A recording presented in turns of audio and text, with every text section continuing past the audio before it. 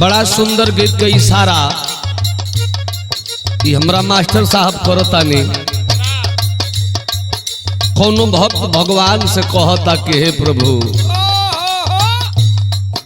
ई जीवन भइल बा ई ठीक नहीं खे भइल। निवेदन बा आपसे हे प्रभु भक्त कहता बिनु अटल हिंदुस्तान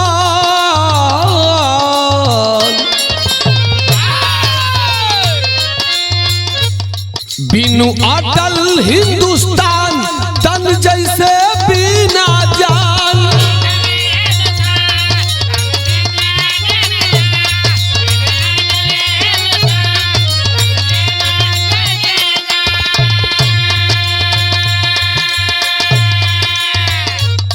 बिनु अटल हिंदुस्तान तन जैसे बिनु जान।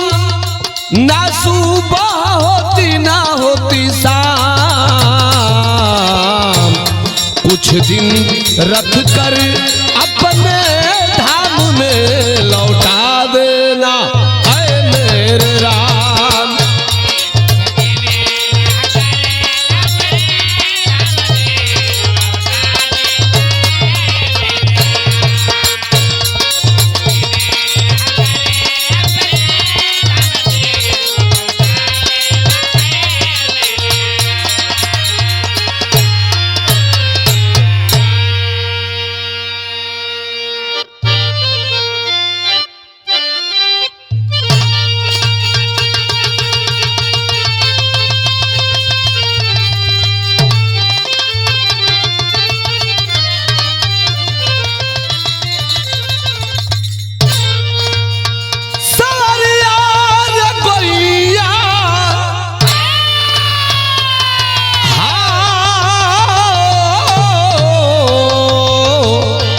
भोले बाबा अरे जोगिया हो मोर राम।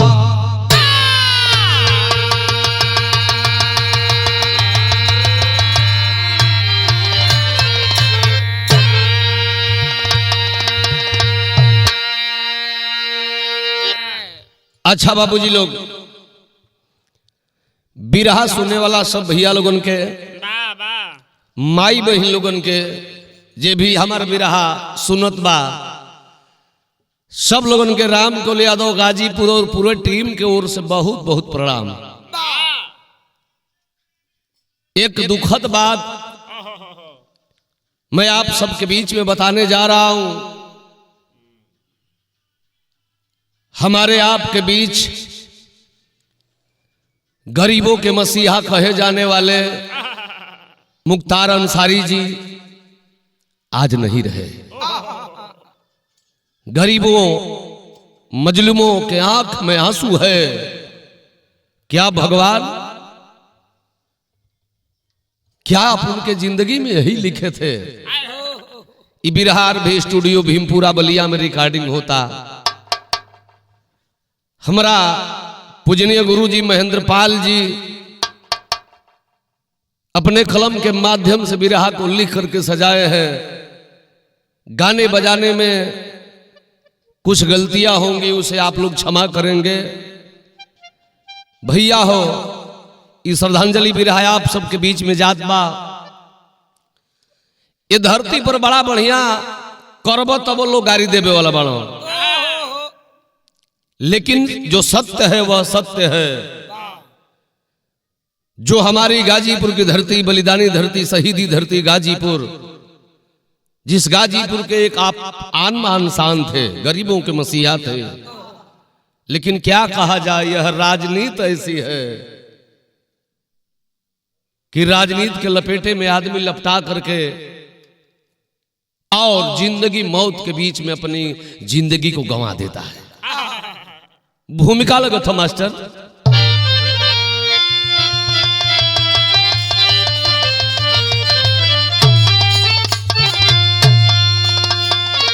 शौक सत्ता की कुर्सी कराती कत्ल,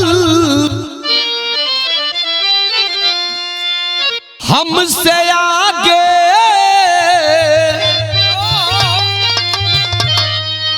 न जाएगा कर दूं पतन,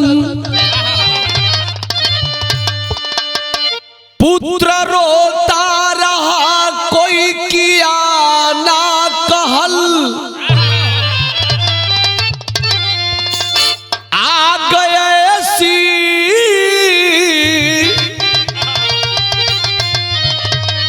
लगी जल गया है भवन,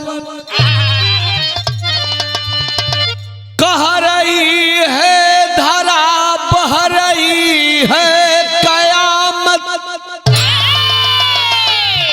अरे वक्त ऐसा पिता को न देखा ललन, कभी महेंद्र कहे जल गई लियाकत, कब सिजदा करे आह भरता कफन,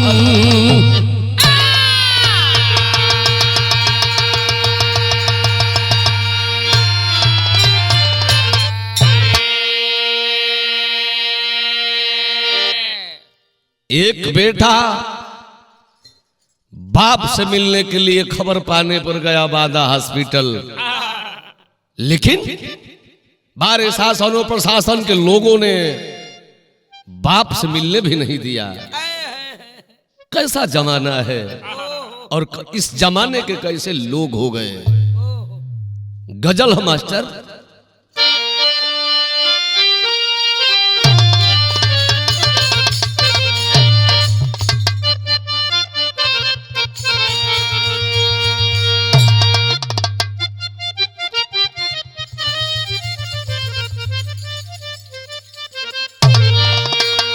अरे बिगड़ी मेरी बना जा, अरे बिगड़ी मेरी बना जा, अजमेर वाले ख्वाजा, बिगड़ी मेरी बना जा।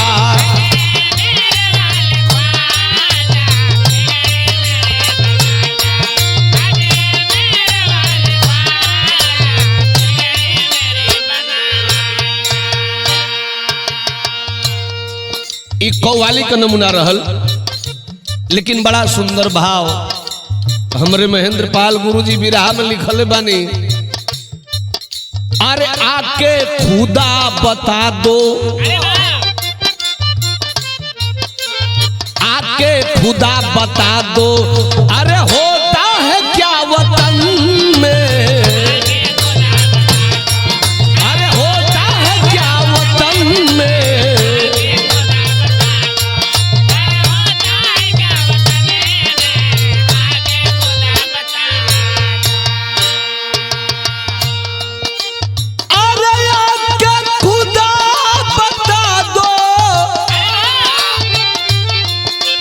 होता है क्या वतन में,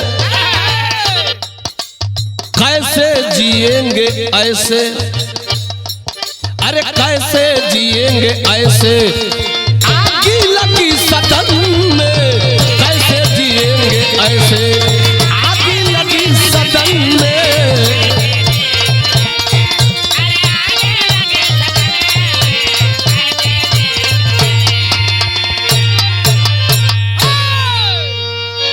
हमें समरे बिरहा का शुरुआत हो गई।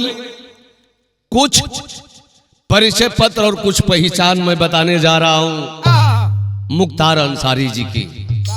बिरहा का शुरुआत हो गई, नज्म का लाइन लगल।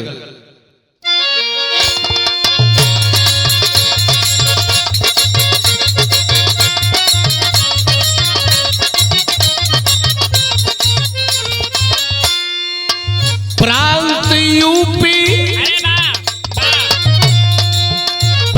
यूपी जिला गाजीपुर मशहूर अदा, हटे सरहद से नहीं मौत ही मंजूर सदा।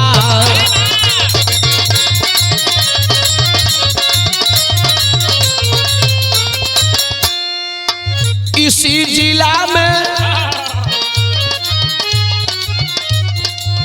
इसी जिला में ईसुपुर एक शहर बसा, मान सम्मान पता निर्धन के द्वार हसा।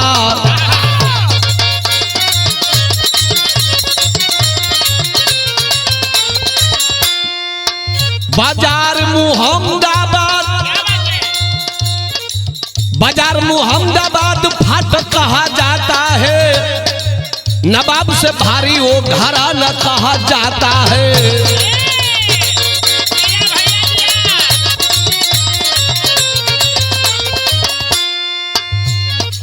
शिवतुल्ला अफजाल,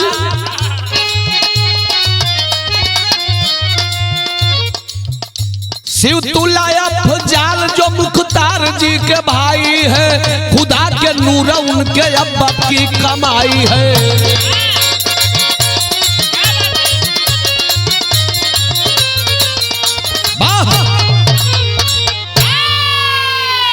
शहीदी धरती गाजीपुर जो हिंदुस्तान की एक अनोखी शहर, हर गांव हर गली में फौजी जवान, जो धरती हमेशा हिंदुस्तान के लिए अपने खून को कतरा कतरा बहाने का काम करती है।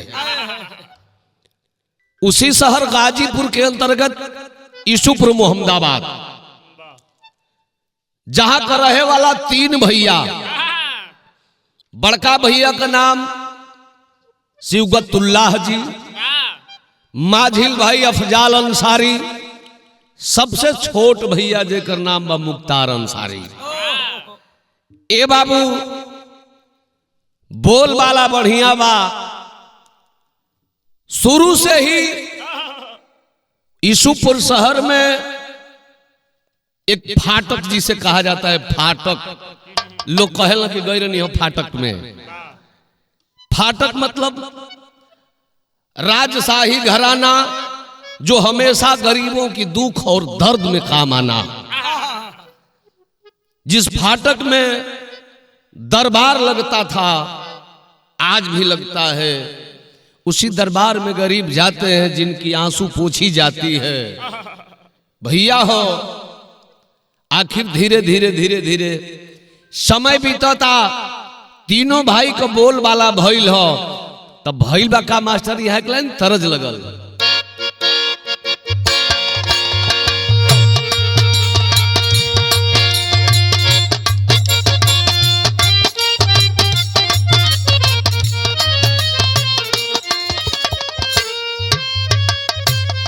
बड़ा सुंदर गीत का इशारा मास्टर कैला हो, ई कोनो दुल्हन कहत बा, तसैया लइका नियर सूत जाल कोरा में, सैया लइका नियर सूत जाल कोरा में, दिया के अजोरा में ना,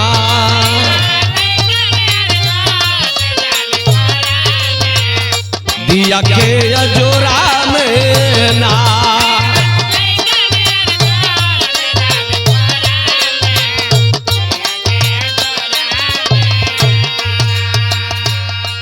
लेकिन वाह, मुख्तार अंसारी भाइयों में सबसे छोटे भाई, हमेशा गरीबों की लड़ाई लड़ने का काम किया अपने जिंदगी में। भाई लका बाबू तहार मनल नहीं केहू से लड़ाई में, तहार मनल नहीं केहू से लड़ाई में, जनता के भलाई में ना,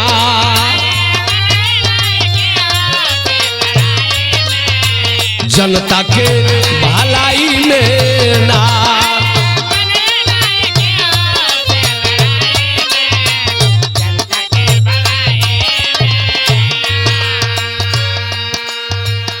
गरीबन का भलाई करो ताड़ा, जनता के ओर से आदेश होखे लागल भैया हो, काहे नहीं का चुनाव लड़त, तू तो नेता बने जुग बाड़ा, विधायक बने जुग बाड़ा। आखिर 2009 में अपना दल, अपनी पार्टी कौमी एकता दल से बनारस से चुनाव लड़ला हो, वो के करा सामने, मुरली मनोहर जोशी जी के सामने। चुनाव जीत ना पोलो, लेकिन बड़ा कम वोट से चुनाव हरल हो। और उसके बाद मुख्तार अंसारी जी चुनाव लड़े बदे आ गए कहां से, मऊ जिला से। तब भइलन का,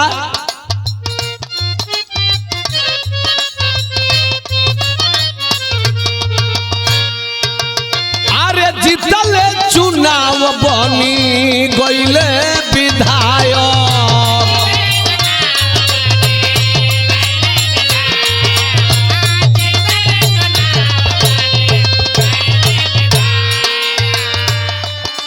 अरे जनता के बीच बने जनता के लायक।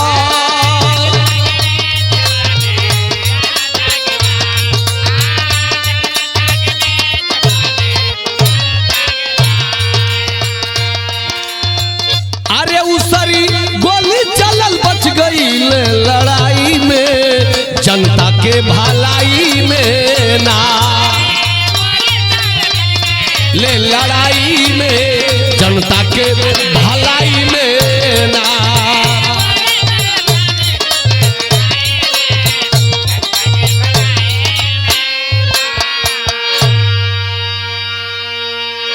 ए भैया, मऊ विधानसभा सीट से चुनाव लड़ल हो, जनता का आशीर्वाद मिलल, मुख्तार अंसारी जी विधायक भइलन हो। लेकिन ए भैया, आज हमारा देश में ई जौन हिंदू मुस्लिम चली गई बा, एकर बड़ा कष्ट बा। जे बड़ा हिंदू मुस्लिम का बात बतियावत तो वो लोगों से हमार निवेदन बा, हिंदू मुस्लिम करने वाले राजनीति नहीं है, खामुखा देश के साथ गद्दारी है। इतिहास का पन्ना पढ़ करके देख लो, वीर अब्दुल हमीद गाजीपुर का था जो जवान सरहद हिंद के लिए अपनी जान की कुर्बानी दिया।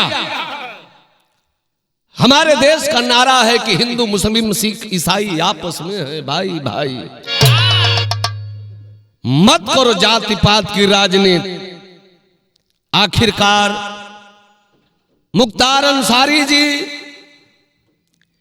एक बार अपने घर यूसुफपुर मोहम्मदाबाद से गए बाबा सहनीन के स्थान पूजा पाठ करके, और अपने मऊ के ओर जब आ रहे थे,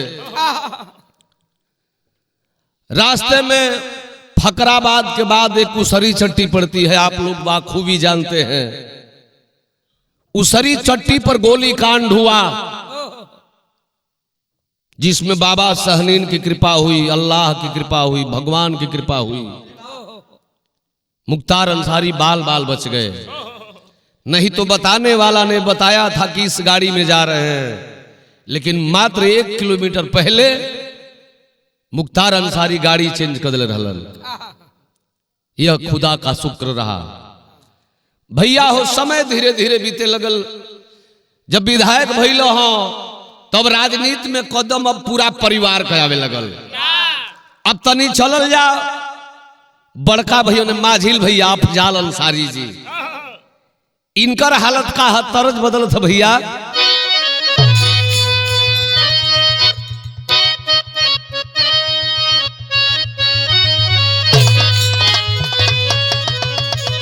अरे डूबी मार बुए राजा,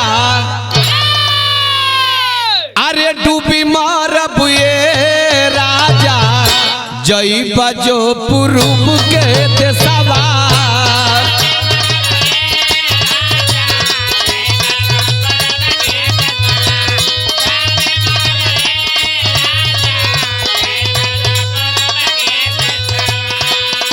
अरे वही पूर्व देशवा में बस बंगलिनिया हो।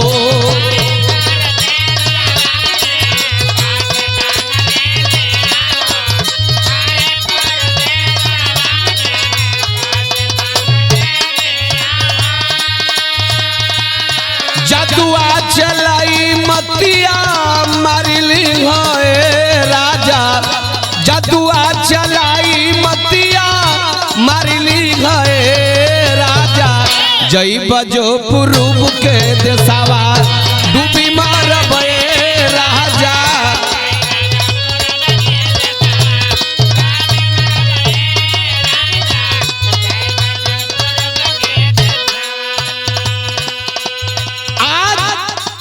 अफजाल अंसारी जी गाजीपुर से सांसदी का चुनाव लड़ल हो, तब भइल का भैया जीतल अफजाल भैया एमपी के चुनावा के।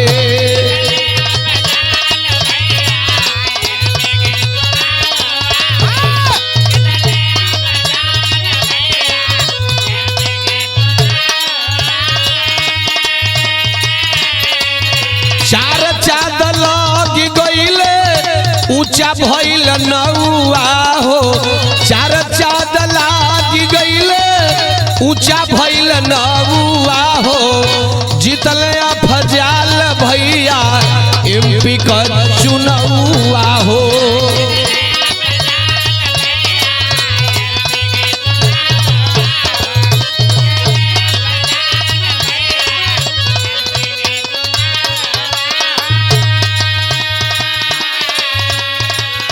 बिरहा सुने वाला भैया लोग, एक भाई विधायक एक भाई सांसद। अब बड़का भैया शिवगतुल्लाह अंसारी जी का भी मन आ गई कि हमरो मन करता रे भाई के खाली लड़ लेती। दोनों भाई मिल के यूसुफपुर मोहम्मदाबाद सीट से अपना बड़का भैया के लड़ा देहलन। तब भैलन का भैया आइल चुनाव शिव तुल्ला लड़ी गईले हो।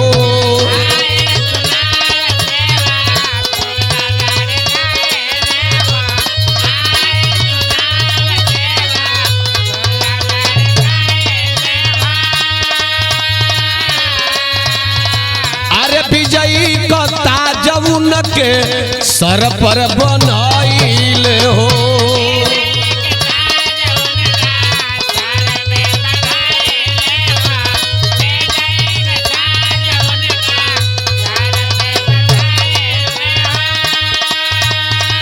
सोहरत हो गईल भैया गुजल हर गौआ हो।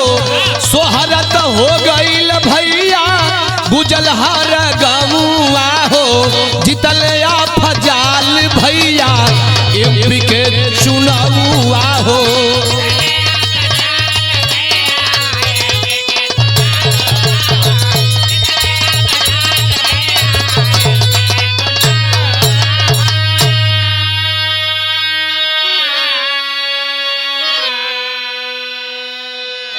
भैया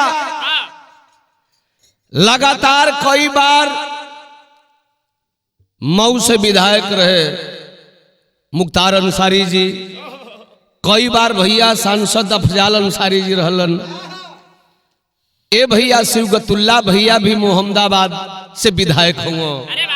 धीरे धीरे धीरे धीरे समय बीतता तब भैया हो जेकरा अंदर अच्छाई बा उकरा अंदर कुछ न कुछ तनकी जरूर बुराई बा।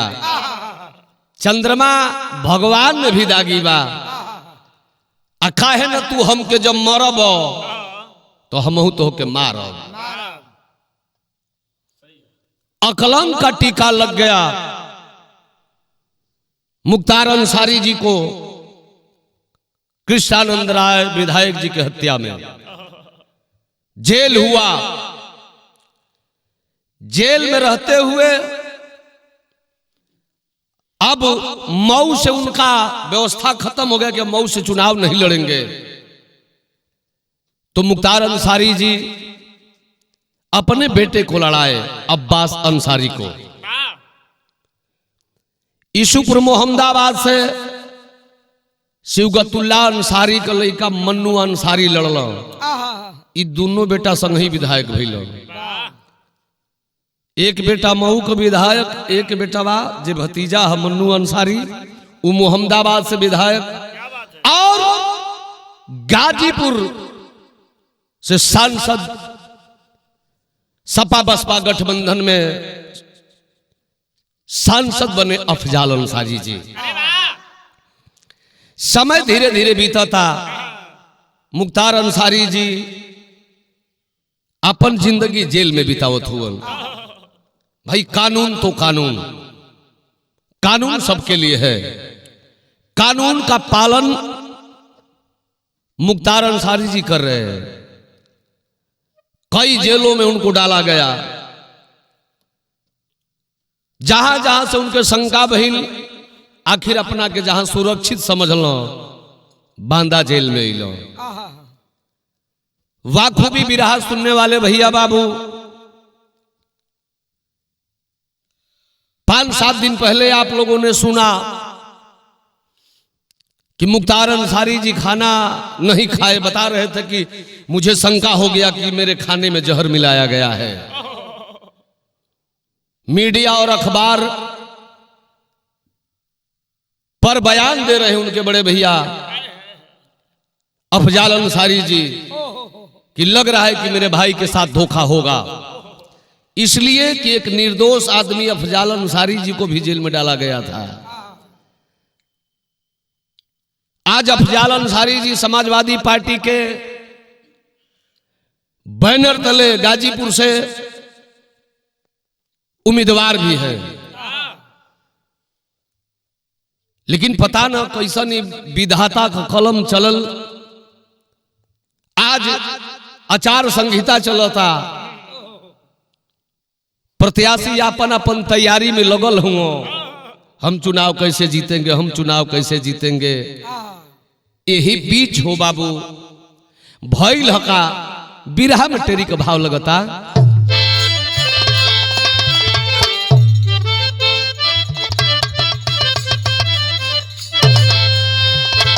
महरू को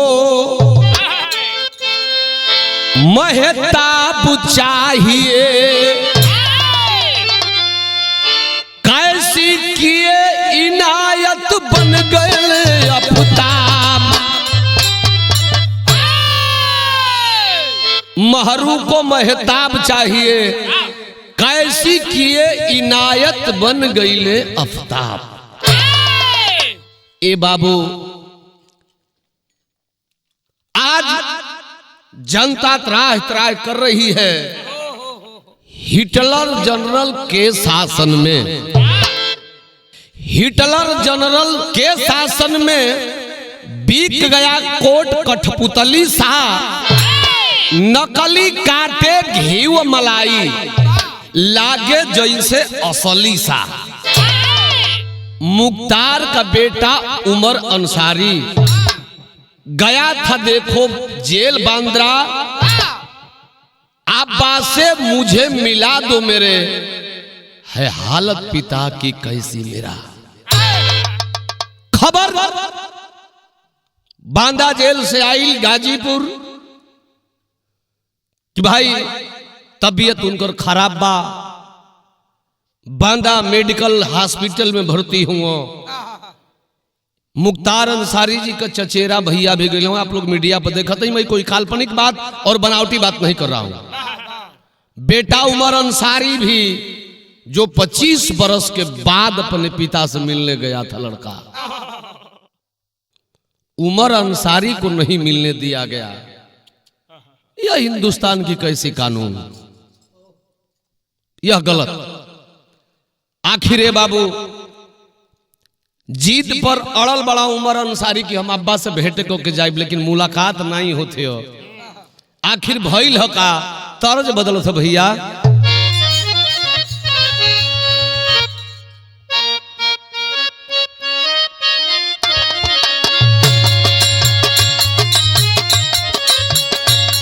एह पार गंगा माई हो,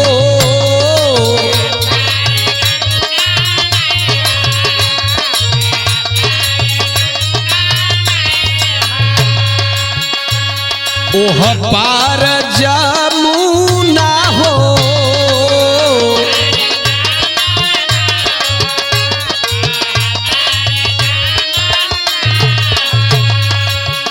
बिचवै में केवट मोरे राजू डेरावा डलू हो।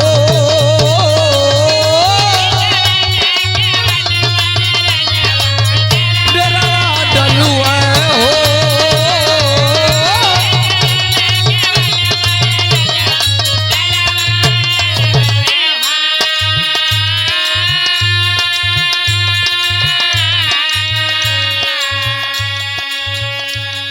बिरहा सुनने वाले भैया बाबू, धीरे धीरे तारीख आ गई 28 मार्च 2024। घड़ी में कब बजता 8:25 रात्रि का समय। तब भइल हका बाबू, काल महाकाल बन के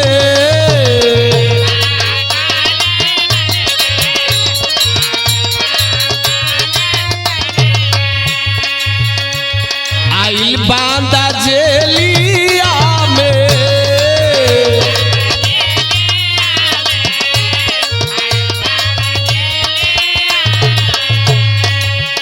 लौह पुरुष का बिगड़ल बा हलतिया भैया हो।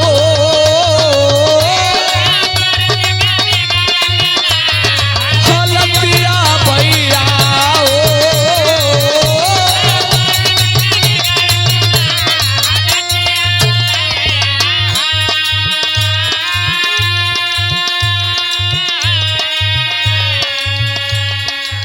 ए भैया, आखिर तबीयत मुख्तार अंसारी जी का, लौह पुरुष का तबीयत खराब हो जाते हो। भइल का मुख्तार अंसारी जी के लोग कहे का, अरे यूपी के लौहा पुरुष कहे जे के लोग आवा।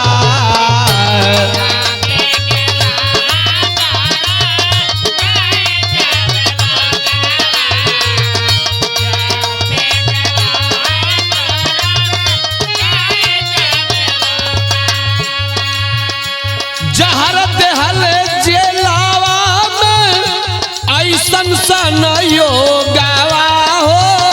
ऐसन सन योगावा।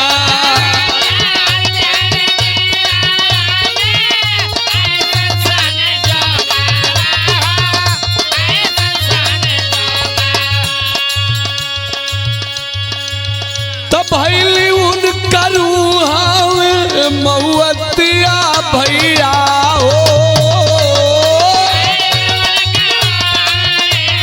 मऊतिया भैया हो।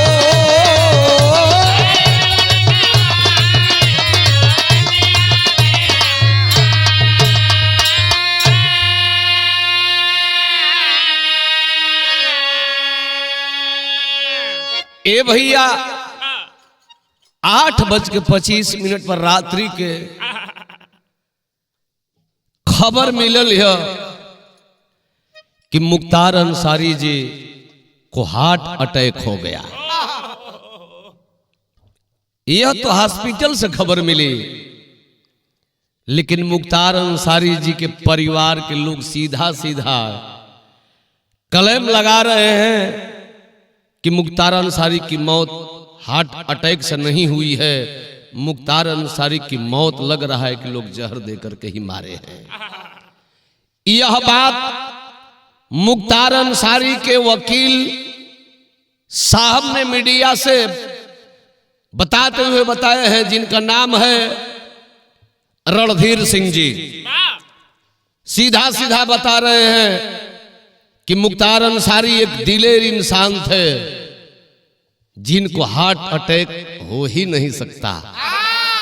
इनके शरीर को हार्ट अटैक छू नहीं सकता। हम कैसे मान जाएं कि उनका हार्ट अटैक हुआ है? लेकिन मैं कुछ कह नहीं सकता हूं, यह जांच का विषय है।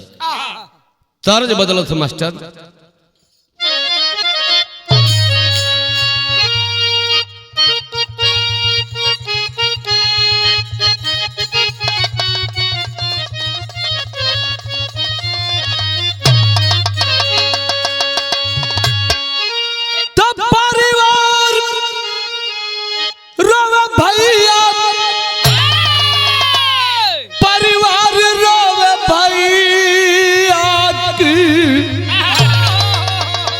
सगरो परिवार रोवे भैया, छाती पिटी रोवेला जवार होती। सगरो परिवार रोवे भैया।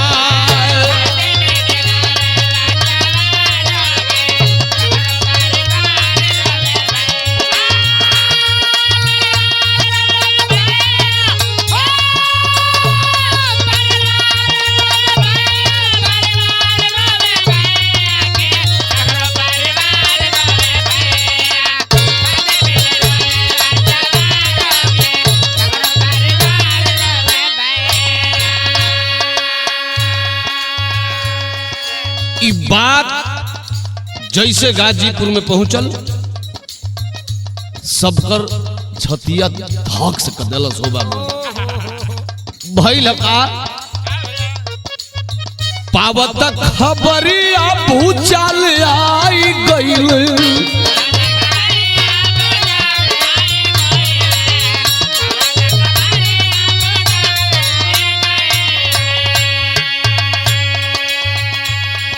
भले खबर आधी रात को मिली लेकिन वारे व करैल क्षेत्र मोहम्मदाबाद की धरती लोग फाटक की ओर चल दिल तब फाटक दुआरवा जवार छूट गइल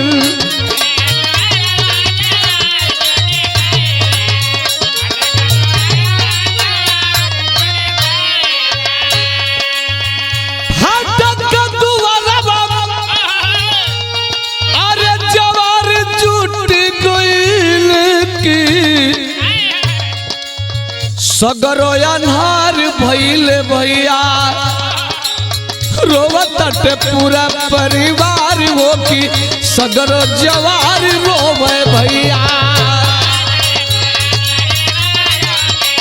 सगरो जवार रोवे भैया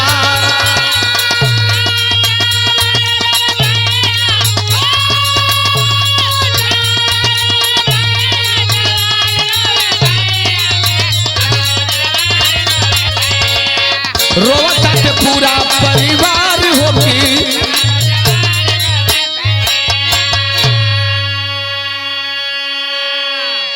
ए भैया आखिरकार बात चारों ओर फैलल है भइल का मास्टर बिरहा में पपट का भाव लगता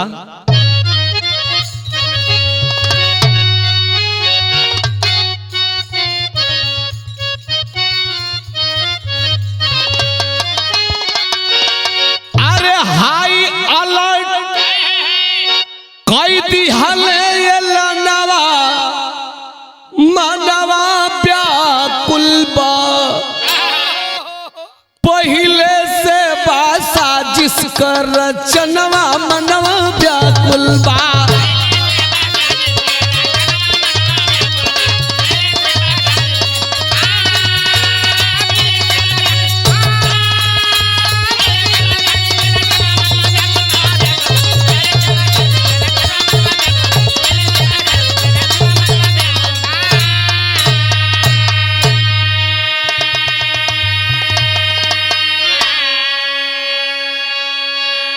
मुख्तार अंसारी जी का छोटा बेटवा उमर अंसारी चूंकि बड़का बेटा अब्बास अंसारी जी मऊ से विधायक बढ़ल उनको भी राजनीतिक लपेट में लपेट करके और जेल के अंदर डाला गया है लेकिन छोटा बेटा जो गया था अपने अब्बा से मिलने आज अब्बा की मौत जब सुना है उमर अंसारी तो एक बात कहतड़न मीडिया से का कहतड़न उमर कहे कि वो 19 मार्च भोजन जहर मिलाए हो शासन प्रशासन मिल जुल के ऐसा कदम बढ़ाए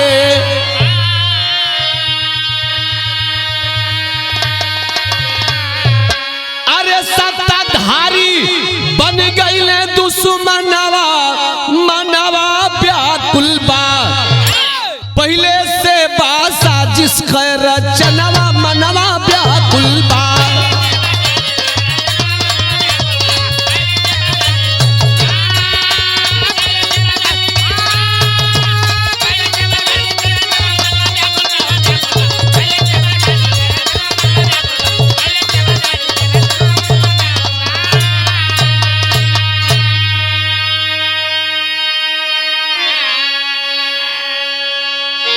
आखिरे बाबू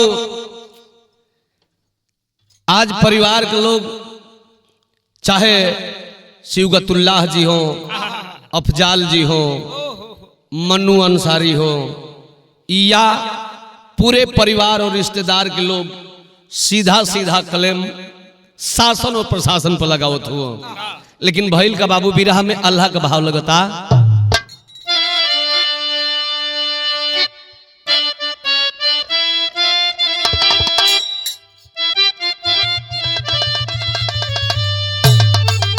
तब मेडिकल कॉलेज बादा जवन अस्पताल बाटे, जवन अस्पताल बाटे।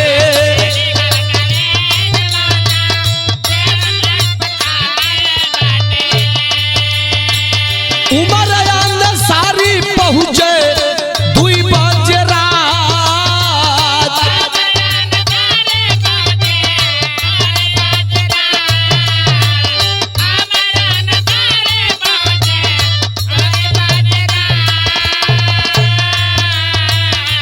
अब्बा का मौत सुन के बेटवा उमर अंसारी पहुंचल बड़ो औरी के जाता, अरे भाई को मराना वासा लेला भैया के बाबू।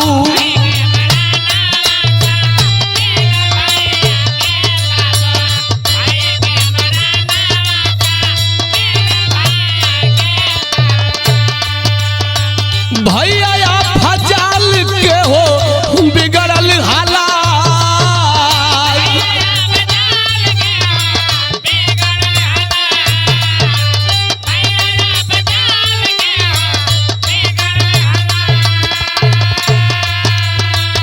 बीतल गुरुवार आइल जुम्मा वाला दिनवा बाबू।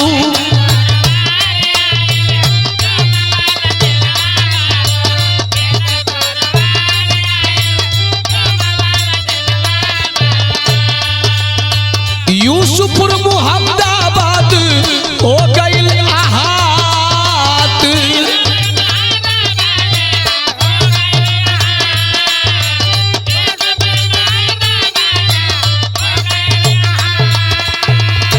दरिया के मारे उनके मौत के छिपवलन बाबू।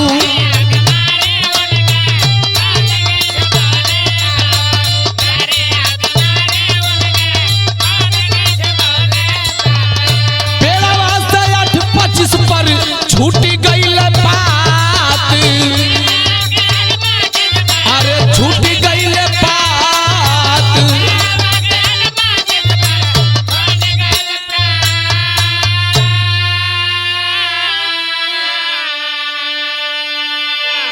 जैसे हरियर पेड़ से जब पतई पुरान होके टूट के गिरे ले, आज वैसे ही जेल में मुख्तार अंसारी जी हो बाबू रहत न पेड़ के पतई जैसे टूट के जब गिरलन हो। बात गरीबन के सीना के छेदे लगल, गरीबन के आंख से आंसू बहे लगल। मित्रों, यह बिरहा देश और विदेश में भी बजेगा। बहुत लोग गुंडा माफिया डान कह रहे हैं मुख्तार अंसारी जी को। जो करीब से देखा होगा वो जानता होगा कि मुख्तार कैसे थे, उनके परिवार के लोग कैसे हैं। वहां गरीबों की आंसू पोंछी जाती है, दुख दर्द को बांटा जाता है। मुख्तार ने किसी गरीब इंसान के ऊपर गोली नहीं चलाने का काम किया। मुख्तार उसी को मारे जो मुख्तार को मारना चाहता था। भैया हो, खैर यह तो सत्य है कि यह माया की नगर है। भगवान ने लिख कर भेजा है कि आपको धरातल पर इतने दिन रहना है और आपकी मौत ऐसे होगी। आज माया के नगर से उनका लगाव टूटा और मुख्तार अंसारी इस दुनिया को छोड़कर चल बसे। लोग कहेला कि मारे न राम लगावे न हीला। मौत तो सबकी आएगी, जाना सबको है, लेकिन जाओ, लेकिन कुछ ऐसा करके जाओ जो तुम्हारे नाम को दुनिया दोहराए। मुख्तार चले गए, लेकिन मोहम्मदाबाद गाजीपुर की धरती याद करेगी। कैसे बाबू? खड़ी का भाव लगल।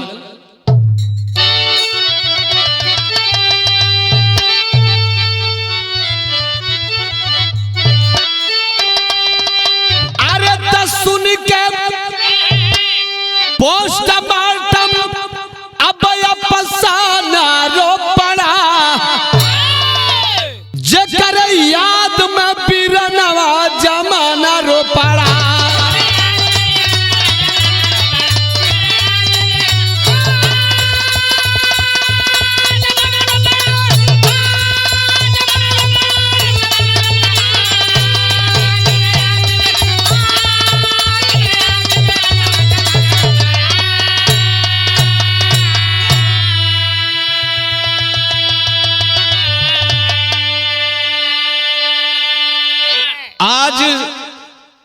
वह गरीबों का इलाका, वह करैल क्षेत्र, जिन गरीबों की आंसू पोंछी जाती थी फाटक मोहम्मदाबाद में, आज सारे गरीब पहुंच गए हैं फाटक। और कैसे?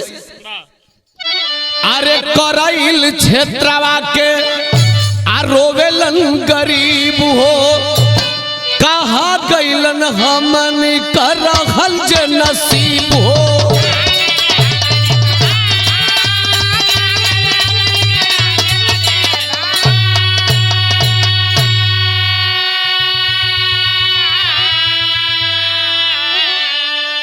तो खुदाई खुदा जन्नत में आज जनाजा चल पड़ा, जकर याद में बिरनवा जमाना रो पड़ा।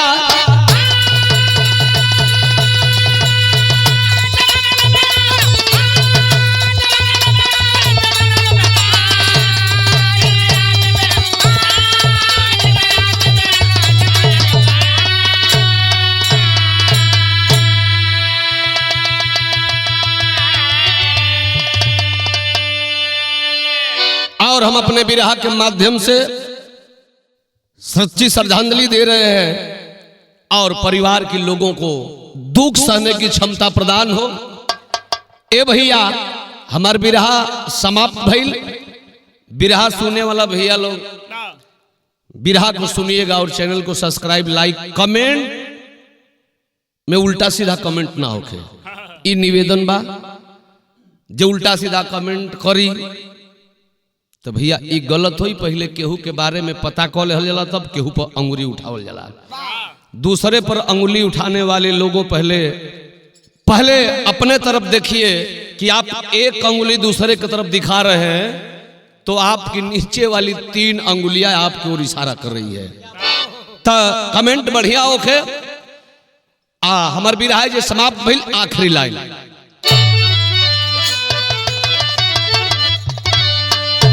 जय जखाड़ लौटन जद्दू परसी धन स्वर्ग के बासी, स्वर्ग गए श्री नारायण गुरु, सुरेश को हुई उदासी। महरू को महताब चाहिए, लेखनी महेंद्र पाल जी राम केवल किताब। महरू को महताब चाहिए, किताब हो महरू को महताब